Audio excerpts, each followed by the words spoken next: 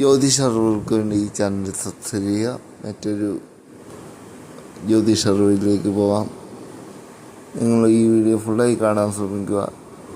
ഈ ചെടി നിങ്ങൾ അടുക്കള ഭാഗത്ത് നട്ട് പരിപാലിച്ച് വരികയാണെങ്കിൽ നിങ്ങളുടെ വീട്ടിലുള്ള ദാരിദ്ര്യം മാറും, ദാരിദ്ര്യം ഒഴിഞ്ഞു പോകും.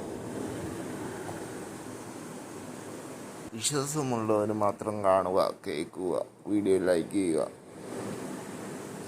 വിശ്വാസമില്ലാത്തവർ ഇവിടെ വെച്ച് പകുതി വെച്ച് നിർത്തി പോവുക. കാരണം വിശ്വാസത്തോടെ ചെയ്താലേ ഇതിന് ഫലം ഉണ്ടാവൂ. 100% ഫലം ഇല്ലെങ്കിൽ എന്നെ വീട്ടിൽ കയറി നിങ്ങൾ തള്ളിക്കോ, എന്നാലും എനിക്ക് കുഴപ്പമില്ല. വീട്ടിൽ കയറി തള്ളിക്കോ, എന്നാലും കുഴപ്പമില്ല.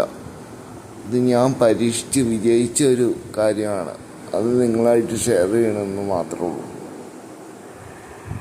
വീട്ടടുക്കളയുടെ ഭാഗത്ത് വടക്ക് കിഴക്കൻ സ്ഥാനത്ത് നോക്കി ഈ ചെടി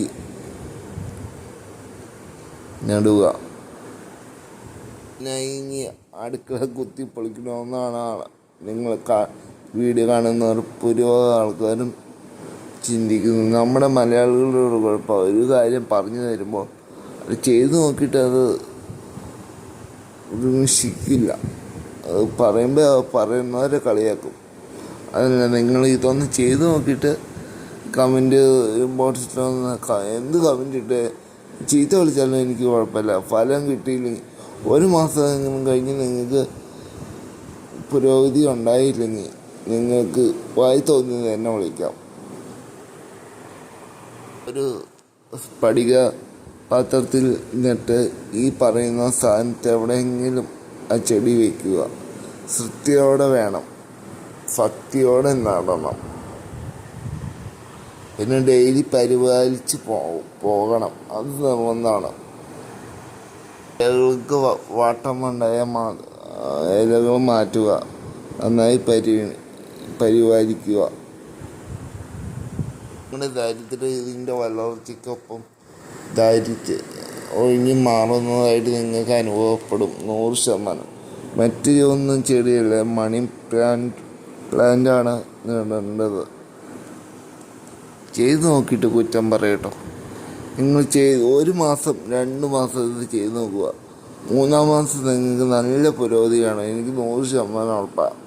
ഞാൻ പരീക്ഷിച്ച് ഫലം കണ്ടതിന് ശേഷമാണ് നിങ്ങളോട് ഈ പറയുക. പിന്നെ കുറ്റം പറഞ്ഞാൽ മാത്രമേ പറ്റുള്ളൂ എന്നുള്ളൊരു എന്ത് വേണമെങ്കിലും കമൻറ്റ് കിട്ടും. ഇതുപോലത്തെ ജ്യോതിഷ അറിവുകൾക്ക് വേണ്ടി ചാനൽ സബ്സ്ക്രൈബ് ചെയ്യുക, സപ്പോർട്ട് ചെയ്യുക, ഷെയർ ചെയ്യുക. എല്ലാ പ്രപഞ്ചം നാഥൻ സംരക്ഷിക്കട്ടെ. പരമശിവനെ പ്രാർത്ഥിച്ച് വേണം ചെടി കാണാൻ. നിങ്ങൾ എടുത്തു പറയും. ഈ അറിവുകൾ വന്നിച്ചില്ലെങ്കിൽ നിന്നിക്കാതിരിക്കുക.